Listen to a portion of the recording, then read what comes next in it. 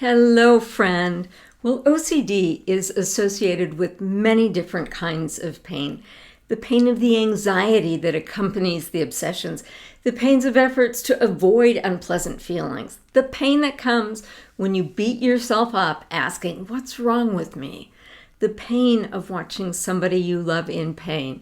In the next 3 podcast episodes, I'll explore how you can respond to pain more effectively.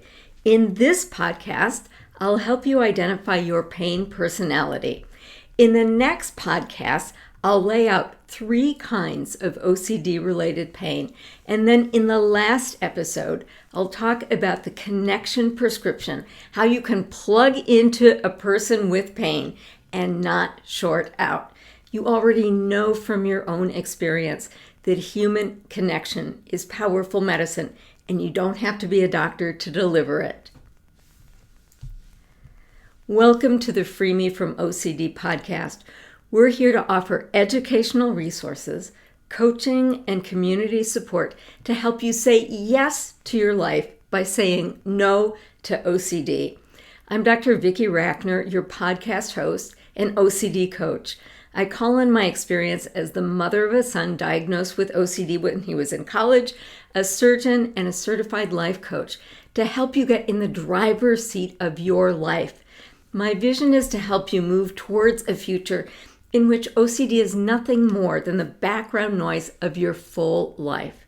This information is intended as an adjunct and not a substitute for therapy.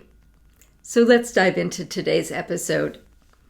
When I started working with families trying to be freed from OCD, I saw many different challenges. Each family was unique. They had a unique source of pain.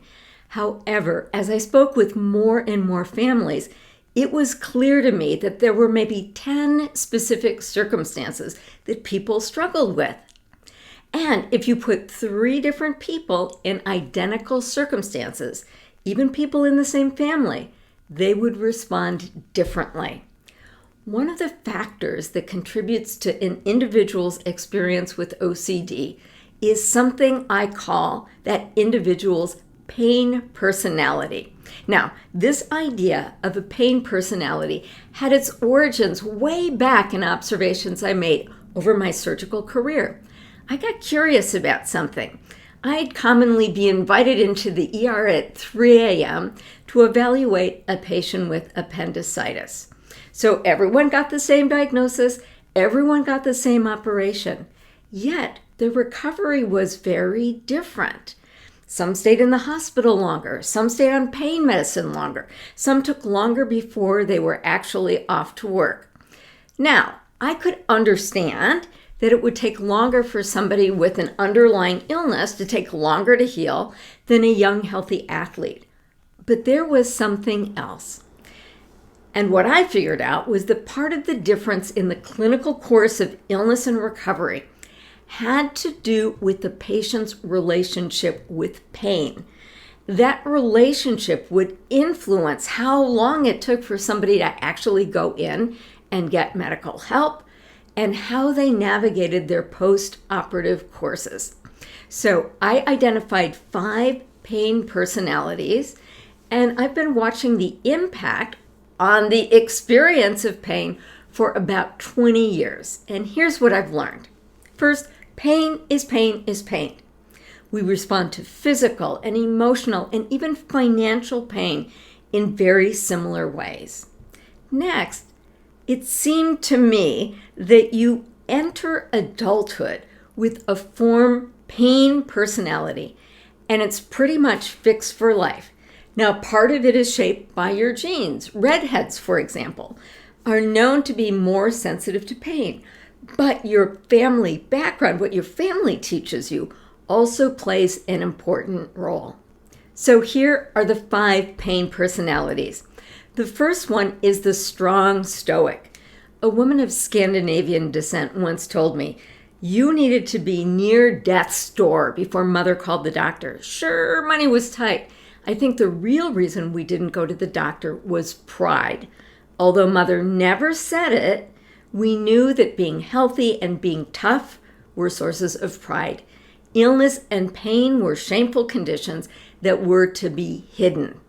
So strong Stoics may try to manage OCD on their own as a matter of pride. Things have to be very, very serious before they actually reach out for help. So if you know a strong Stoic, expect that when they call and ask for help, they really need that help.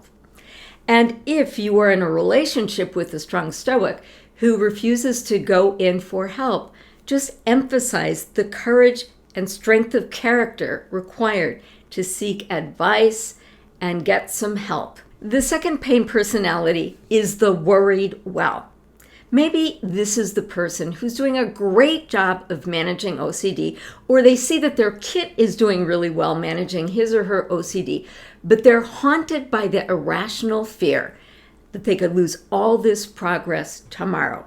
Every new thought or gesture could be the next compulsion that would crumble everyone's life.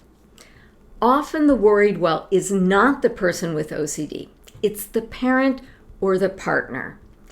The worried well often do well with regular check-ins. Some also assign a friend to help them with reality checks. Hey, I just wanted to check in with you. I saw my kid doing this thing, and my fear is that the new compulsion is emerging. Obviously, being consumed by this worry is a painful condition in itself. The problem, though, is that even a broken watch is right twice a day. So, things really can happen.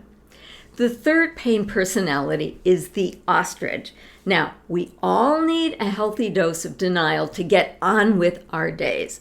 However, denial can go overboard and threaten health.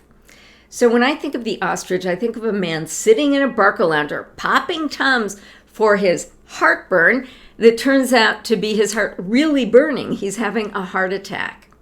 So if the ostrich knows somebody who has OCD, even if the diagnosis has been given by a professional, they may convince themselves and others that the compulsions are perfectly reasonable and normal. After all, you can't be too careful with COVID. The ostrich parent might say, leave the kid alone. There's nothing wrong with him. This is just your imagination. See, the ostrich wants to live in the reality that everything is okay. And you can say, yes, everything will be okay. We just need to do a little work to get there. So support this with the authority or opinion or a story of a doctor or any other healthcare professional. The fourth pain personality is the victims. Now, some people experience themselves as victims of external circumstance. They appear powerless to change their reality. In fact, victims often dismiss ideas that could empower them because if they were no longer a victim, they would lose part of their identity. So this means that they might talk a good talk, but their actions say something very different. Often victims really don't want to be freed from OCD. The last pain personality is the ideal. This is the person who knows when a little thing is a little thing and a big thing is a big thing. They don't go to the doctor too early or too late. They tend to do it just right. Knowing your pain personality is like knowing your tennis swing. If your swing naturally pulls to the right, then you can make adjustments to get the ball where you want it to go. Similarly, once you know your pain personality, you can make adjustments so you behave more like the ideal. Now, you can see how two people with different pain personalities can clash when there's a painful family situation, like the presence of OCD. So imagine two parents of a child recently diagnosed with OCD. One parent is a worried well and another parent is the ostrich. The worried well imagines a hopeless future with their child completely disabled by OCD and never being able to work or leave the house. The ostrich said, "That's ridiculous. There's nothing wrong with this kid. Everyone has odd thoughts and rituals." You can see how they would butt heads, how each of them would feel very alone in this whole situation. Now, imagine how differently this scene would be played out if they had the awareness, "Oh yes, I am a worried well, oh yes, I'm an ostrich." They could help each other come to the middle. So consider your own pain personality. What is it? Can you see how your pain personality may have either made things worse or better as you free yourself and your family from OCD? How can you modify your response when you feel pain so that you're in a better position of getting the results you want? That's what I've got for you today.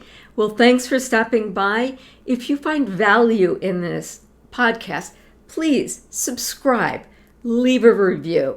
It makes it easier for others struggling with OCD to find these ideas.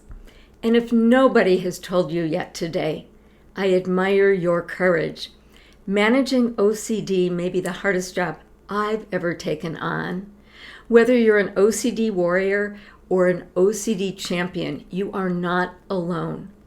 There's hope for a better tomorrow. You've got this.